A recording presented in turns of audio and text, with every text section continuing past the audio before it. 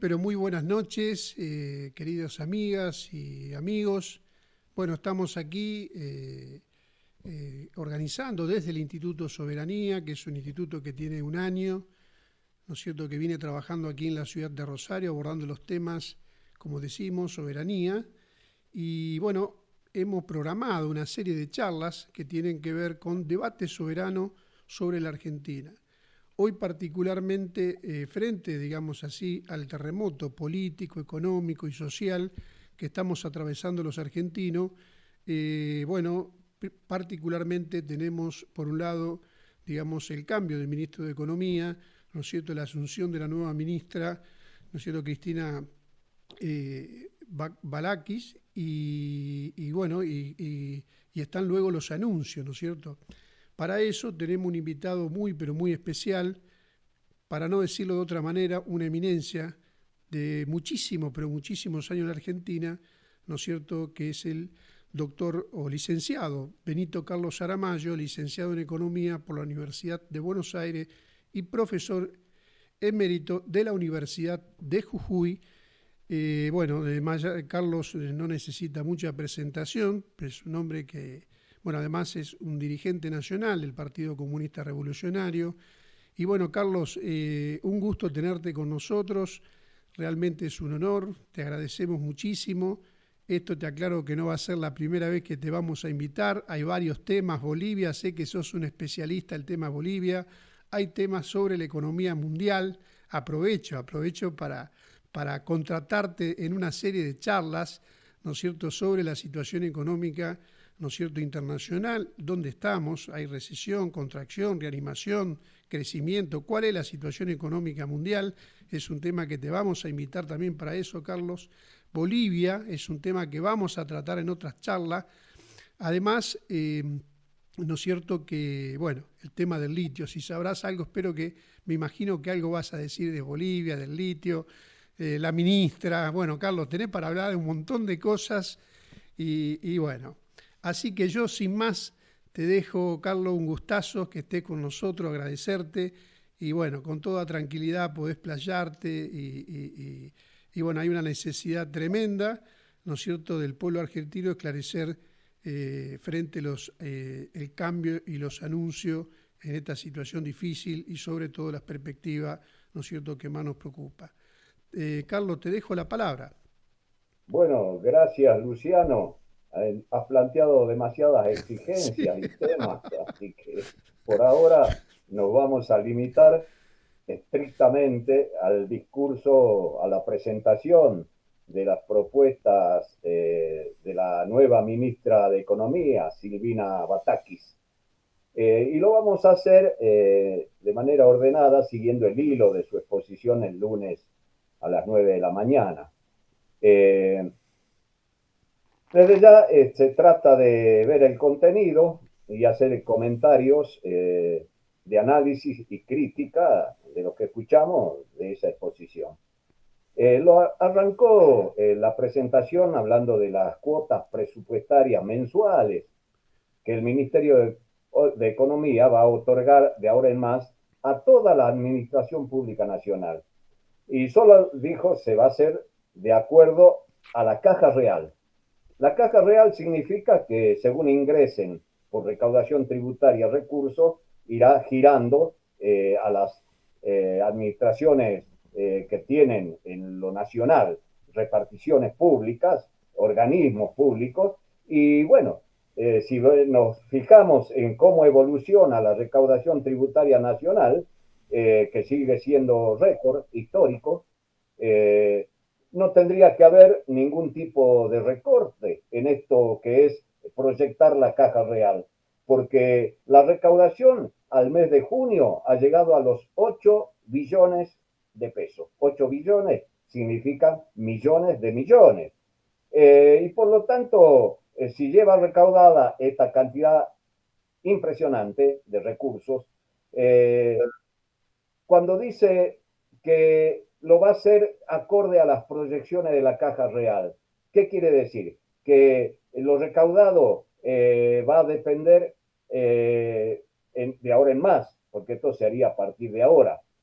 La remisión de fondos va a seguir para que funcione, por ejemplo, yacimiento carbonífero fiscales, para dar dos ejemplos, o la Universidad Nacional en todo el territorio nacional, las universidades nacionales, porque siempre se decide un tipo de presupuesto y después se hacen refuerzos presupuestarios que dependen de las exigencias y las necesidades de todas las universidades del país. Y así con cada una de las áreas, sean de salud, de educación, de funcionamiento de algunas cuestiones clave como ciencia y técnica, etcétera, etcétera. Inmediatamente la ministra reafirmó su vocación de mantener las metas con el FMI. Por supuesto, esto significa haber recibido el aplauso de todo el bloque de las clases dominantes de la Argentina y, por supuesto, del propio Fondo Monetario Internacional. Es lo que en alguna prensa y en algunos comentarios se dijo, le habló a los mercados. Efectivamente, los mercados, para no hablar con eufemismo, con palabras que la gente no sabe si es el Espíritu Santo o es algo que está por encima del bien o del mal, los mercados son los monopolios, los bancos, los grandes terratenientes, las exportadoras de cereales, esos son los mercados. Y para ellos el discurso fue simpático, podríamos decir, a tal punto de que vale la pena hoy leer el editorial, uno de los editoriales del diario La Nación, del día de hoy, 13 de julio, para comprender cómo sintoniza este sector del bloque de la clase dominante una ministra nueva que hace este tipo de anuncios. Y esto es lo que tenemos que ver en su esencia, porque después siguió agregando cosas que tienen que ver con la modificación de la ley de administración financiera. Esto es muy importante, muy importante. Todos los organismos del sector público, dice ella, deben manejar eficientemente el presupuesto y las erogaciones. Y van a modificar el artículo 8 de la Ley de Administración Financiera para hacerse de fondos que tienen en este momento estas reparticiones públicas de todo tipo. Por aproximadamente, esto está bien verificado en todos los comentarios que se han hecho al respecto, se van a hacer de una caja de 600.000 millones de pesos.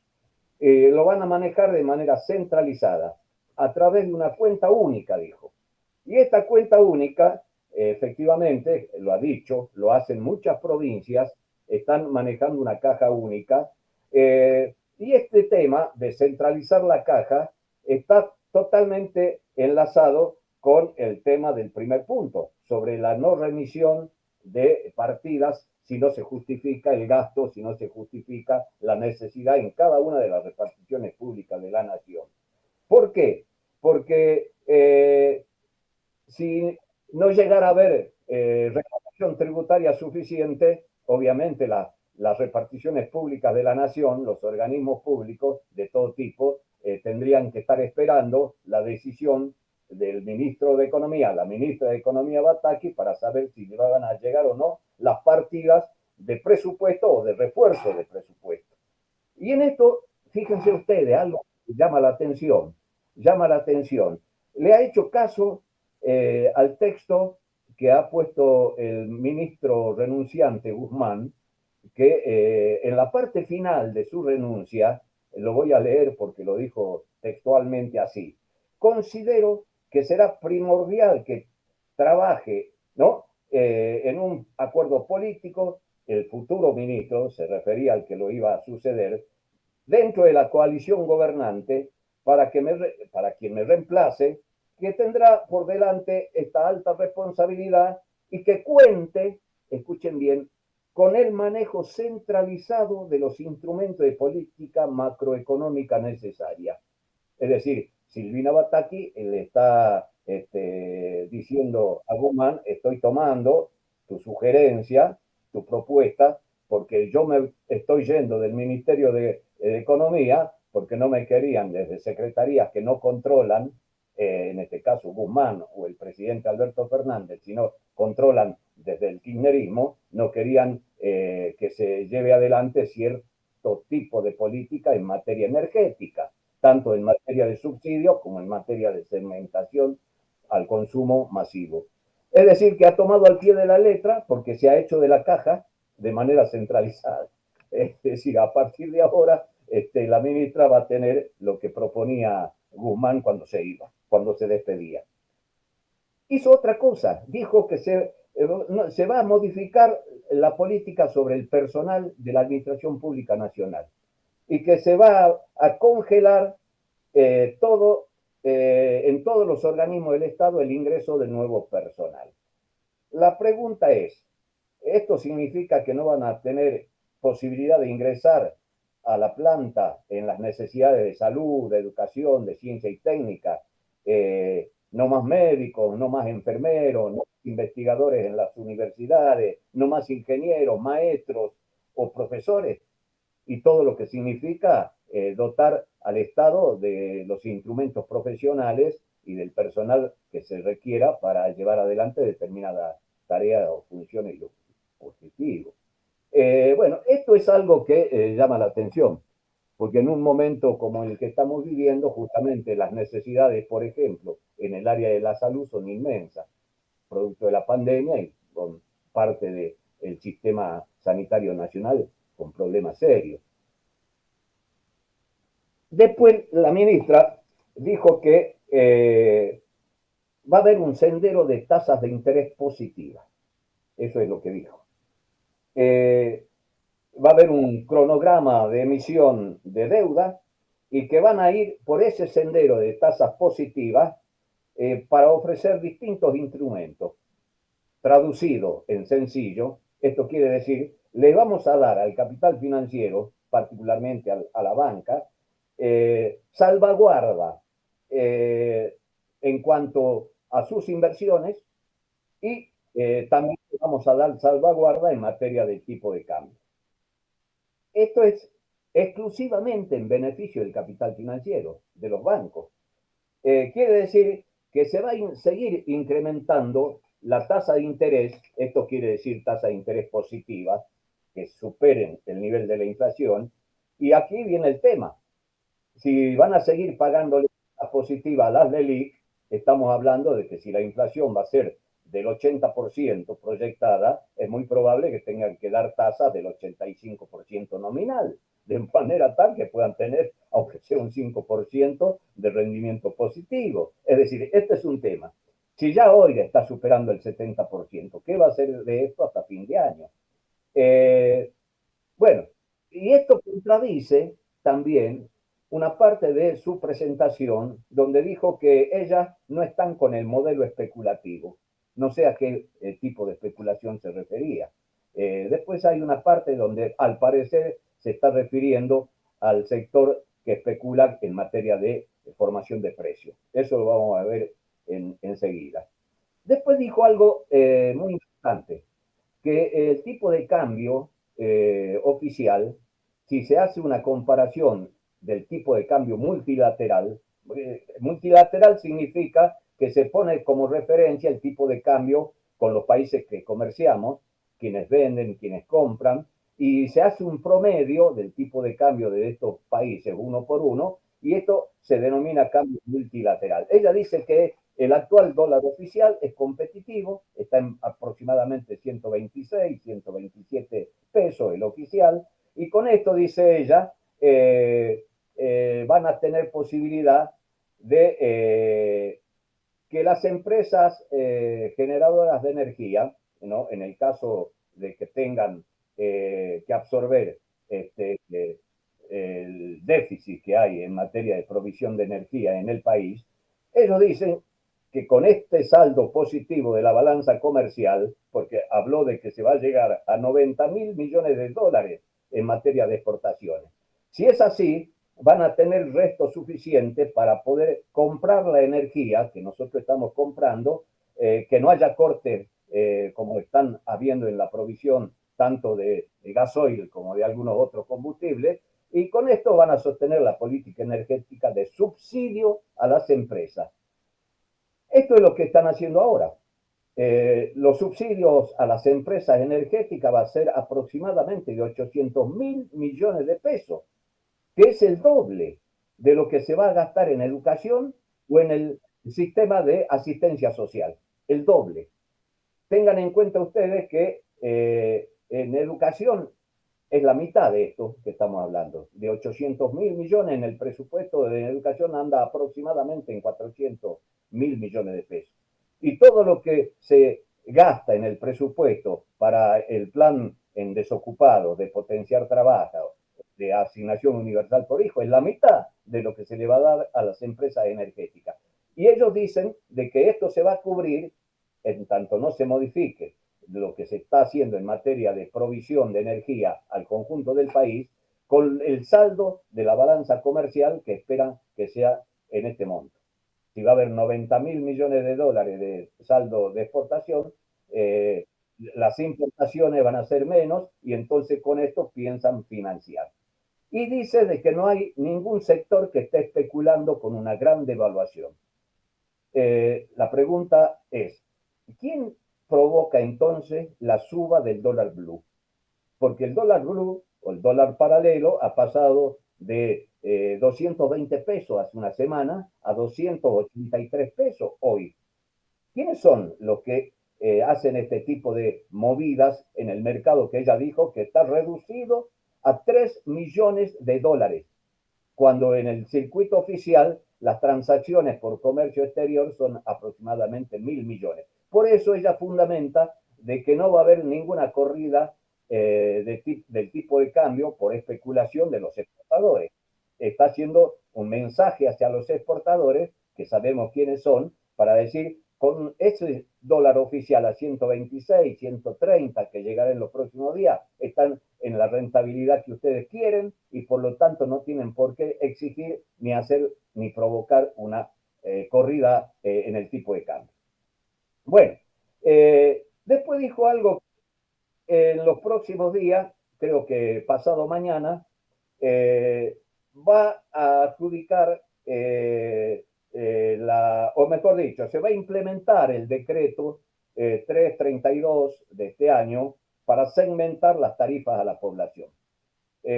Lo que tenemos que ver es qué tipo de segmentación va a haber, cuál va a ser el resultado final de este tipo de definiciones, porque hay muchos que se van a considerar que están en condiciones de pagar una tarifa 10 veces superior a la que hoy se está pagando y vamos a ver si aquel que tiene el ingreso que ellos determinen, que es la línea de corte, va a estar en condiciones de pagar lo que ellos van a fijar como nuevas tarifas, particularmente en la energía, el gas y lo que tiene que ver después también con el transporte.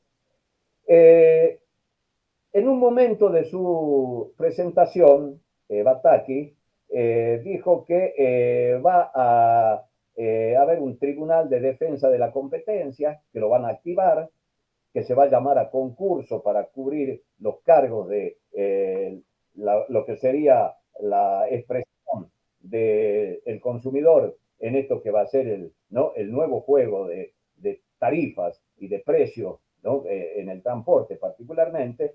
Y bueno, vamos a ver cuando llegue el momento qué tipo de segmentación es la que quieren hacer. Y hay otra cosa muy importante que ha dicho la ministra, que va a migrar, quiere decir que se va a llevar al Ministerio de Economía todo lo que es las valuaciones inmobiliarias. Ella se refirió por ahora a las de las ciudades, es decir, al impuesto inmobiliario, más que al impuesto, a la evaluación catastral para sobre esa base cobrar impuesto a los bienes personales, una metodología que pueda y que permita ser comparable en todo el territorio nacional las valuaciones catastrales de los inmuebles, por ahora dijo, de las ciudades. En algún lugar leí que también avanzarían sobre el sector agropecuario, pero no está claro todavía eso. Si esto fuera así, habría que seguir muy atentamente este tipo de manejo centralizado de un tema muy sensible a la estructura económica argentina, que es la propiedad de la tierra. urbana y rural.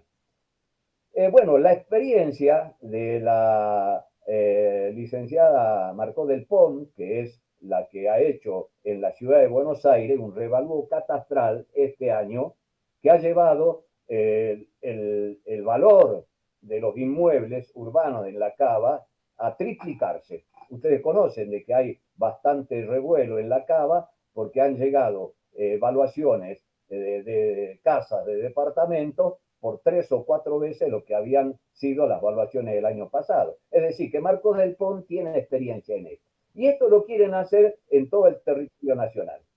Es interesante que sigamos por el tema de la propiedad de la tierra, particularmente en el sector agropecuario.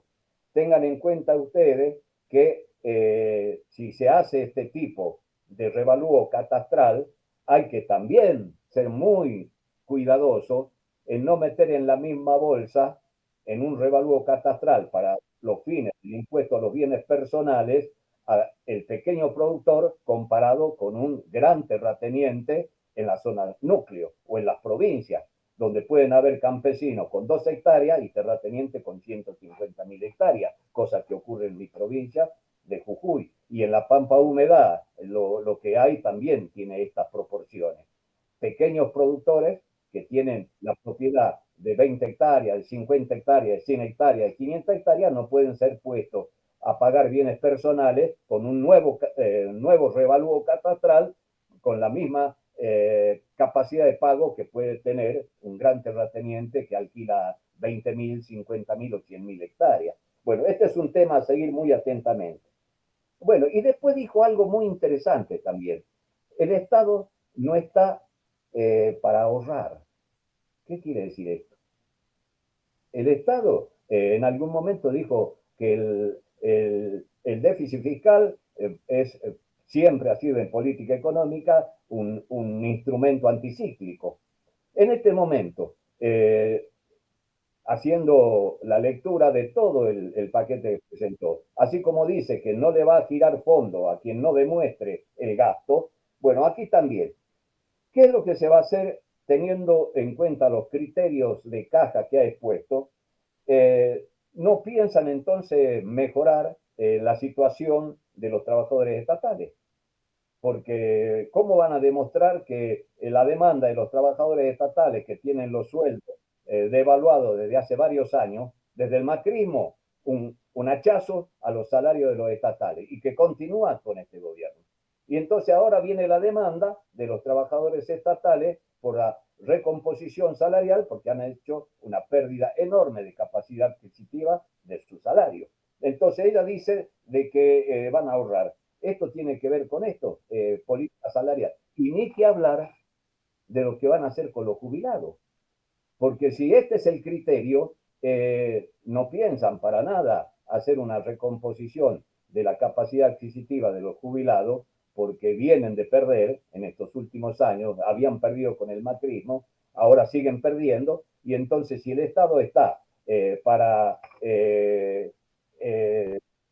hacer algo que es manejar la caja en función de lo que diga el Ministerio de Economía, dice, no está para ahorrar, muy bien, entonces si no está para ahorrar, esto que va a ser un exceso de recaudación tributaria, que repito, la recaudación tributaria este año ha superado en 15 puntos reales, en 15 puntos la recaudación del año pasado, en el mismo periodo. Enero-junio se recaudó casi el 70% más respecto del año pasado. Si no está para ahorrar, entonces de esos recursos tan importantes, aflojen la mano, tanto para los trabajadores estatales que tienen sueldos realmente bajos, y ni que hablar de los jubilados, pensionados y de los que reciben asistencia desde el ANSES o desde todo lo que significa cubrir necesidades de asistencia social. Bueno, después dijo algo en relación a la inflación mundial, que es interesante comentar. Dijo en la parte de las preguntas, ¿no? Que hay países que, donde se multiplicó la inflación por 3 o por 4, ¿no? Bueno, Aquí ya Silvina Batakis perdió el sentido de las proporciones, porque la ministra compara pasar en países de Europa o en Estados Unidos del 2% al 8% promedio. Hay países que han pasado del 1.10 al 7 y otros que han pasado del 3-4 anual al 12. Bueno, así está pasando en Estados Unidos, en España, en Alemania, en Italia. Hay pocos países donde la inflación tenga el nivel que tiene la Argentina. Uno de esos países, Venezuela, por ejemplo. ¿No? Otro país, estaba escuchando, es el Líbano. ¿No? Y ahora está Turquía con el casi 80% de inflación. Me imagino la discusión en Turquía sobre llegar al 80%. Y ello se compara en cuanto a proporcionalidad, pasar del 2 al 8, del 2 al 10, multiplicar por 3 o 4. Claro, nosotros estamos multiplicando la inflación y pasando del 32, que era el proyecto de presupuesto, que al fin no fue, ¿no? A un 80%. Ahora, ¿qué significa compararse, ¿no? De esta manera? Significa eludir el problema, porque no ha dicho una sola palabra sobre la política de antiinflación que va a tener de ahora en más, si es que se cumple con el objetivo de parar este flagelo. No lo ha hecho. Y entonces estamos en un momento muy, muy particular, porque estos anuncios se han hecho en un marco de mucha crisis social, y para mal de todos los males, venimos de escuchar palabras descalificatorias de las organizaciones sociales por parte de la expresidenta, hablando de la necesidad de que dejen de terciarizar, ¿no?, la asistencia social, y esto le ha dado pie, ¿no?, tanto en el gobierno como a la derecha para ofensiva contra las organizaciones sociales y persecución, como se ha hecho en esta semana con organizaciones sociales, particularmente en el caso de la corriente clasista y combativa en la ciudad de Buenos Aires o en el Gran Buenos Aires, y aquí en la provincia de Jujuy con otras organizaciones sociales a donde han hecho uso y abuso de la autoridad policial para secuestrar documentación, papeles, base de datos, etcétera, etcétera. Esto es lo que estamos viviendo.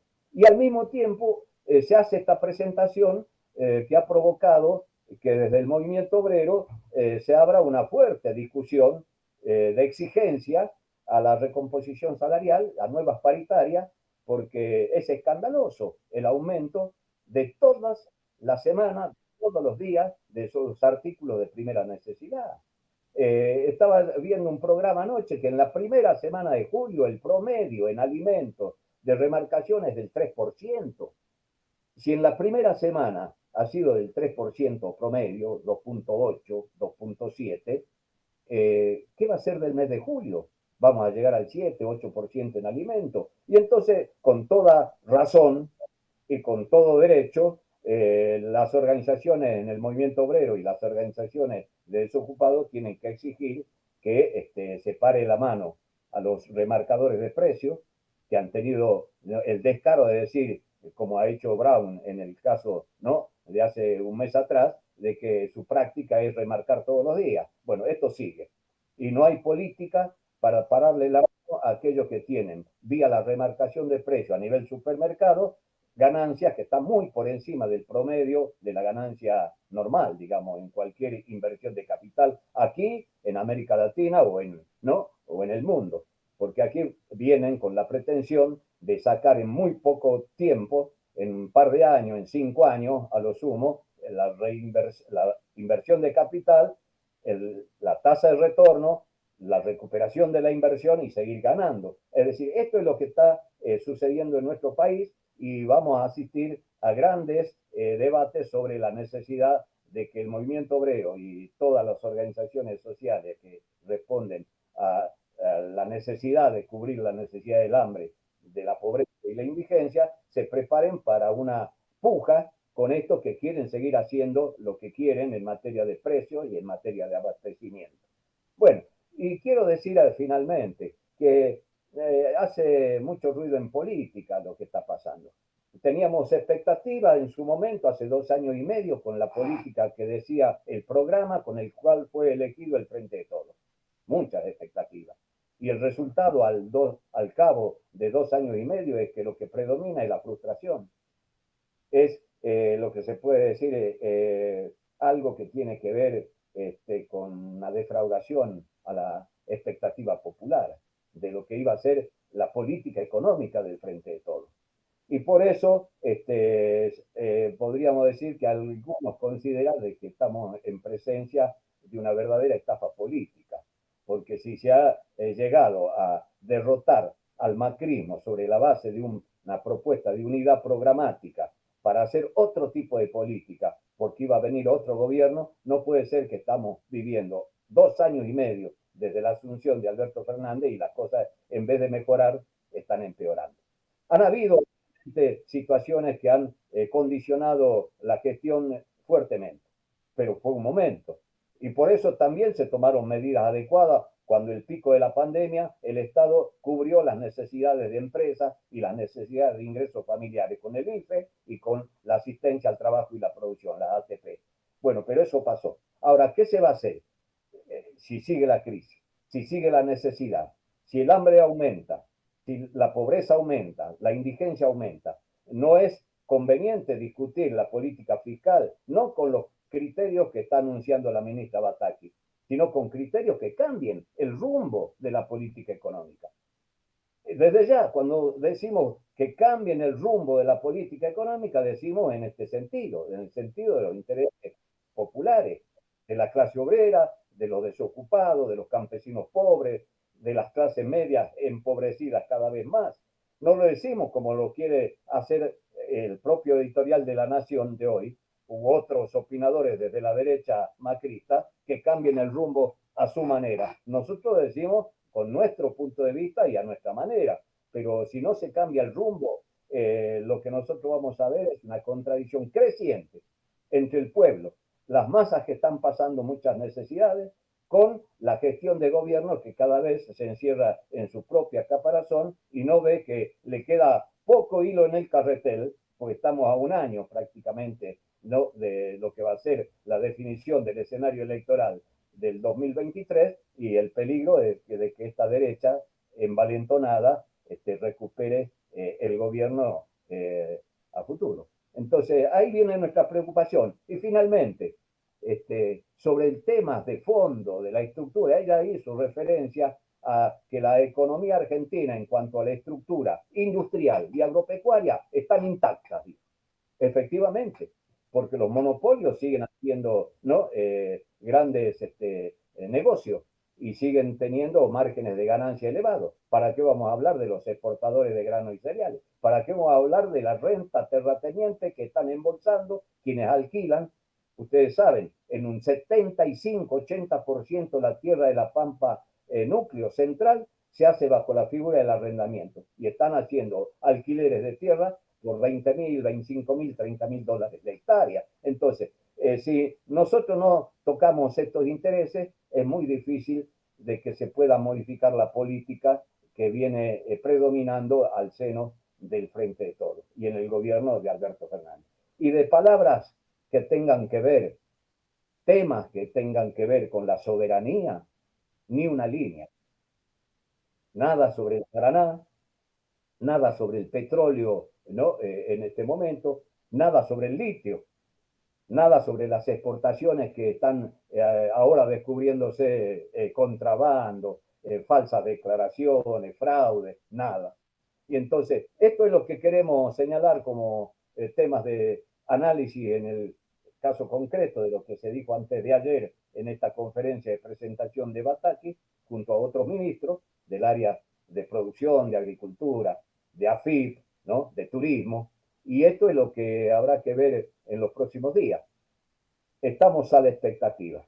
Si hay realmente un golpe de timón, es probable de que se pueda recuperar, ¿no?, el acompañamiento y la voluntad popular para la puja política y electoral. De lo contrario, estamos en un problema muy serio a corto plazo. Esto hasta ahí, por ahora. Gracias, Carlos, excelente. Realmente muy esclarecedor. Bueno, ya algunas conclusiones de lo que has planteado. Hemos cambiado el ministro, pero el rumbo se mantiene. vos sabés muy bien, y es un rumbo de ajuste muy doloroso para el pueblo argentino, ¿no es cierto? Yo simplemente algunas consideraciones muy breves. Lo que, digamos así, lo que nosotros venimos planteando hace tiempo, que hace falta otro rumbo, otra política, y bueno, lo que se nos ha dicho hasta el cansancio, de que la única salida que tenía la Argentina es reconocer la deuda ilegítima, ¿no? La negociación, esa negociación nefasta, digamos así, que se fue haciendo sobre la base de pagar, ¿no? El peor de todos los acuerdos que se hizo, porque encima se lo convalidó en el Congreso, sí, que lo que era la exigencia del Fondo Monetario Internacional, ¿no es cierto?, de darle, digamos así, legitimarlo políticamente, una deuda totalmente fraudulenta, y todos los considerando. Se nos ha dicho hasta el cansancio que los argentinos no teníamos otro camino porque nos caíamos en el abismo, ¿no es cierto?, si no acordábamos con el Fondo Monetario Internacional. Y si hay algo, digamos así, que demuestra el fracaso, ¿no es cierto?, de que teníamos razón, Carlos, cuando veníamos planteando, ¿no es cierto?, de que eso nos llevaba al precipicio, ese rumbo hoy se hace más urgente que nunca, ¿no es cierto?, cambiar esa política y poner en revisión lo que hace el acuerdo con el Fondo Monetario Internacional. También el tema de que además hemos creado otra deuda, porque la emisión monetaria, está claro que vos sabés muy bien, Carlos, que la emisión monetaria como el superávit no necesariamente, digamos, puede ser perjudicial en la medida que vaya la producción, ¿no es cierto? Puede ser un instrumento también de crecimiento, desarrollo, de justicia social. Pero acá se ha creado otra nueva deuda, que es la deuda que vos planteás con la tasa de interés, ¿no es cierto?, que nos ha estallado las manos. Y luego la cuestión inflacionaria. La cuestión inflacionaria es brutal, el peor de todos los impuestos, el más antipopular, ¿no es cierto?, que está sufriendo el pueblo argentino. Yo no te voy a dar datos porque te voy a marear, pero hay un 80% de los argentinos que no cubren la canasta familiar. Esa es la realidad. Es decir, asalariados en blanco, no los que están en negro, porque si hablamos los en negro tienen un salario de 34.000 pesos, ¿no es cierto? Y trabajadores en general 61.000 pesos. Y trabajadores en blanco, ¿no es cierto?, están en 84.000 pesos y la canasta está, bueno, lo que está mucho más de 100. Entonces tenemos los trabajadores que están por debajo de la línea de pobreza. Es decir, esto es una situación gravísima. Te comento que por un lado se ha dicho que una cosa que se ha dicho acá hasta el cansancio de que hay crecimiento. Efectivamente, nosotros aquí te podemos contar, Carlos, que la Argentina tiene precios de privilegio, solo comparable a 1914, ¿no es cierto?, lo que hace maíz, trigo y soja y girasol, digamos, o en 1945. Es decir, la Argentina hay algunos rubros, nunca tantos dólares, ¿no es cierto? Incluso la inflación, volviendo a esto que planteas, Carlos, con toda razón, la inflación, digamos así, ellos se quedan con el 21% del IVA, son socios, digamos, en el ajuste. El Estado recauda más por inflación, ¿no? Pero déjame que te diga en relación a los precios internacionales, nunca tantos dólares, nunca tuvimos precios internacionales.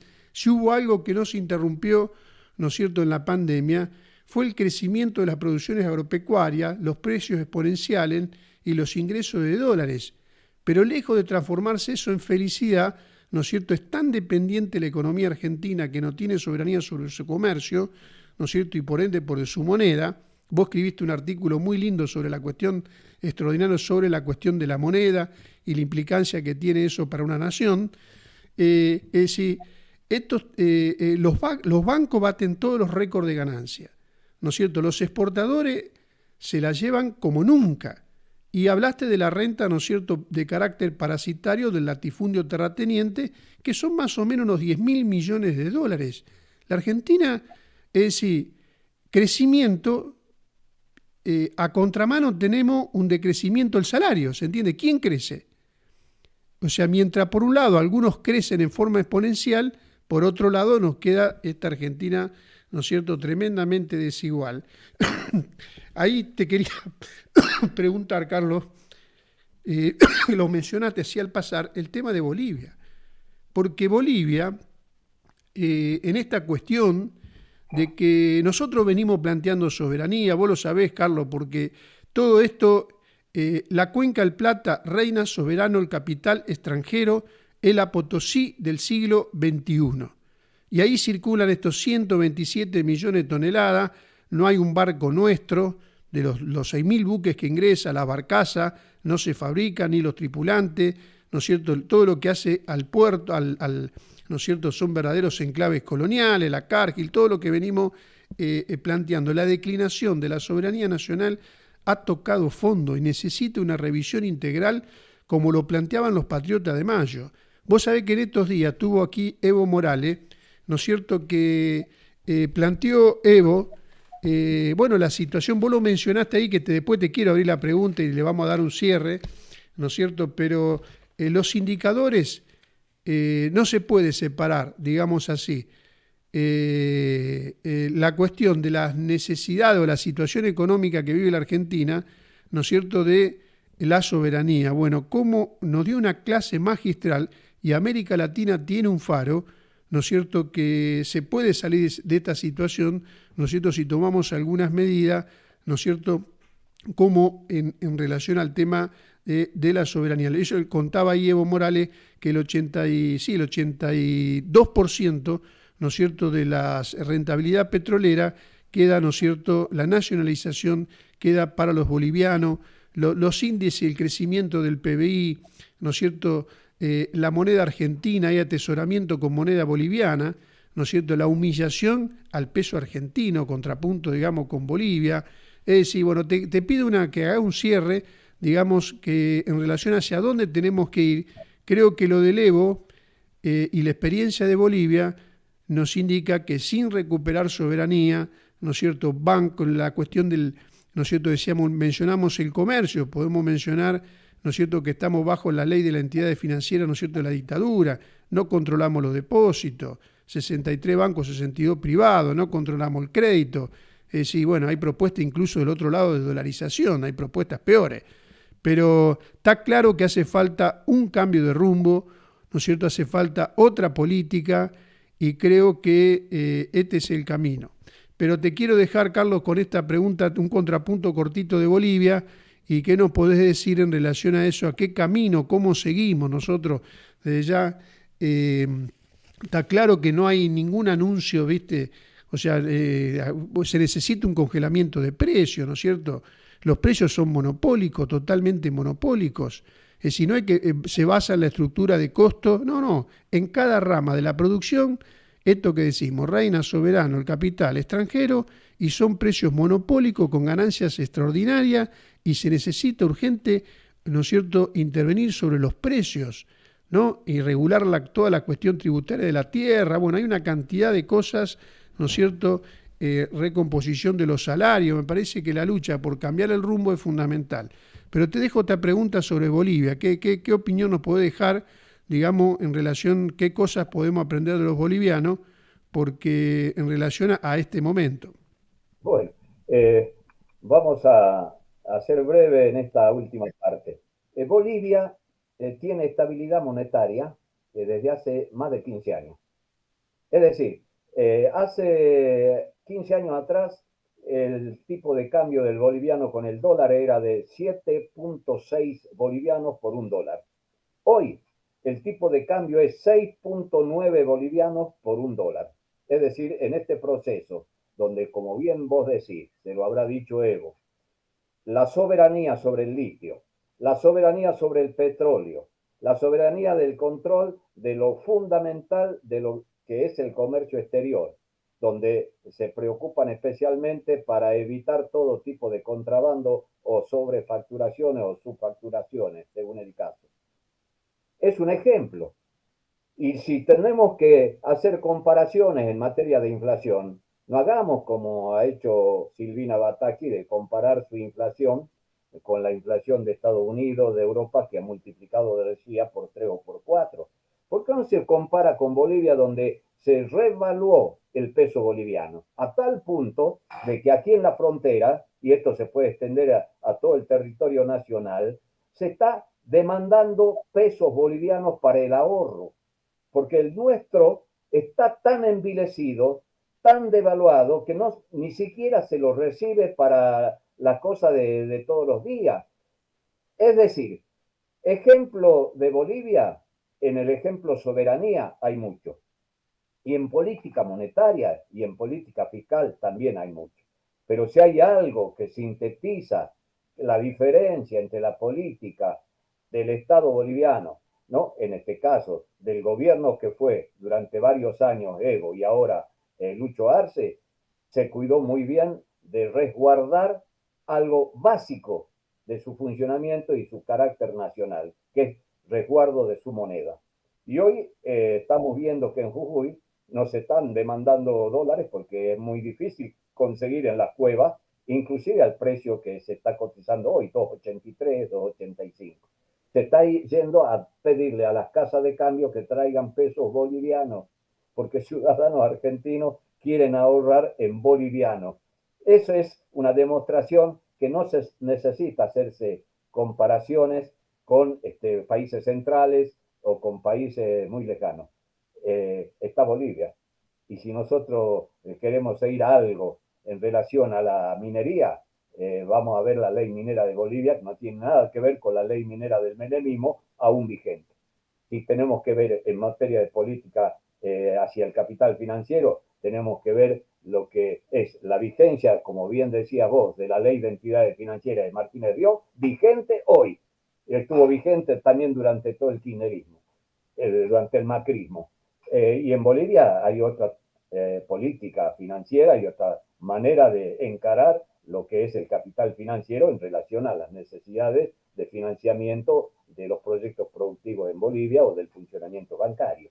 Y por lo tanto, bueno, siempre siguiendo el tema del país hermano, porque nosotros en esta parte del país tenemos mucho más que ver con ellos que muchas veces con el propio centro del país. Por lo tanto, bueno, cuando tengamos tiempo podemos hablar más en detalle lo que ha significado tantos años de crecimiento en Bolivia hasta llevar al pueblo de Bolivia a una situación de superación de la extrema pobreza en casi el 25% de su población. Por lo tanto, realmente vale la pena estudiar ese caso. Y seguiremos tratando en el Instituto Soberanía temas de este tipo que son las que les puede interesar ¿no? a la audiencia que tengamos y en general a los amigos que nos escuchan. Gracias, Carlos. Muchísimas gracias. La vamos a seguir, Carlos. Bueno, tenemos litio, te comprometo con esto de Bolivia, ¿no es cierto? Se lo vamos a ampliar mucho más. Sí. Y bueno, ¿no es cierto? Convencido, ¿no es cierto? Que sin independencia no hay soberanía, sin soberanía no hay nación independiente, ¿no es cierto?